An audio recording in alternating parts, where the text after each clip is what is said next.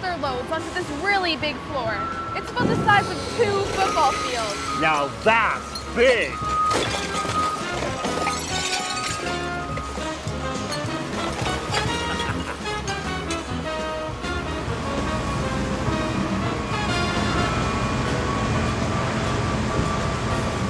That big machine behind me is called the grappler. It's like a big hand grabbing for those bags of garbage. It picks them up and places them on 2 conveyor belts over there. That's right. The garbage then travels underneath this wall. And travels uphill on 2 conveyor belts into a large sorting room.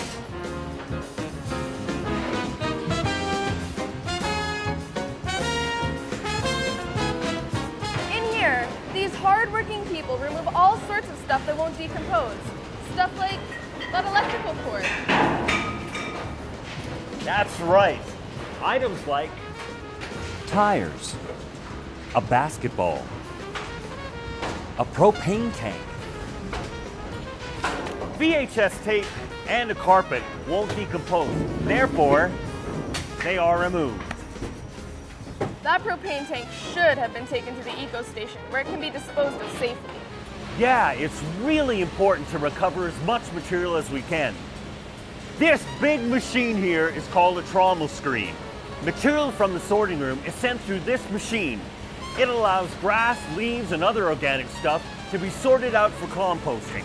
The trommel screen is a big part of the sorting process. It's like a big round drum with holes in it. The holes are roughly the size of a softball.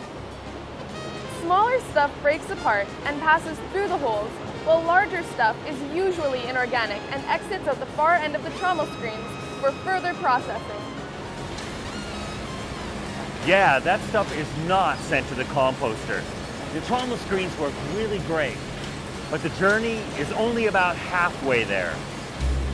After more screening, these 3 conveyor belts move all the material uphill in this really big tunnel. That's right, to the Edmonton Compost Facility.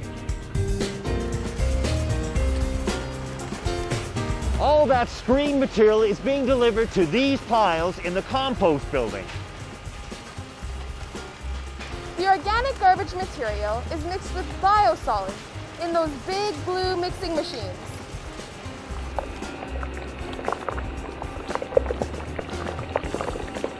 Right, biosolids. You know, we are all good at creating our own fair share of biosolids. Come on, let me in. I gotta go. Hold on, I'm coming. Ooh. Don't go in there. Everyone goes to the bathroom. Yes, that's true. Every time we drain our sinks or flush our toilets, this material is treated at the Gold Bar wastewater treatment plant, and the solid material settles out as biosolids. The biosolids are stored in these large lagoons at the Edmonton Waste Management Centre,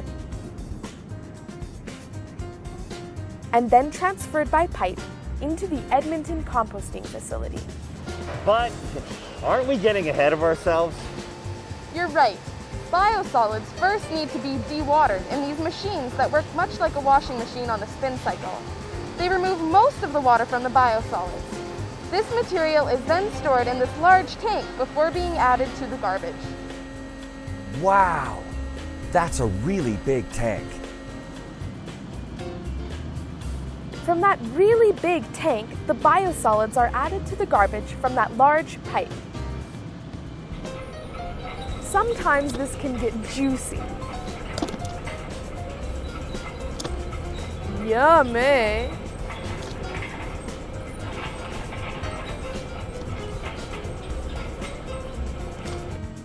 Some biosolids are mixed with wood chips in this big blue mixing machine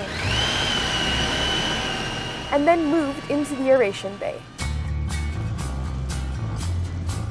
Wow, look at all that stuff composting away. This is where most of the composting really takes place for about 1 month. Wow, it's hot in here. The air feels so heavy. No kidding. While the garbage decomposes, it can reach temperatures of 55 degrees Celsius, and lots of moisture is released from the material at the same time. This hot and humid environment destroys harmful bacteria in the compost. Look at that big machine drilling into the compost. By drilling into the material, it's fluffed up, allowing air to get at it. Air and water are needed to help the microorganisms live and to help break down the garbage into compost. So after 1 month, do we have compost? Not quite. The material from the aeration hall still needs to be screened one more time to remove smaller unwanted materials.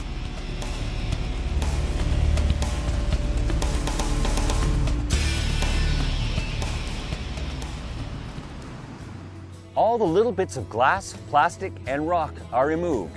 So, after spending a few months outside, what remains is this beautiful result, compost.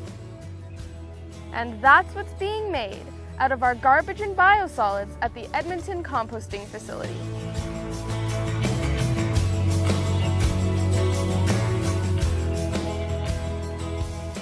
Hey, what you doing, Caitlin? Oh, hey Vance.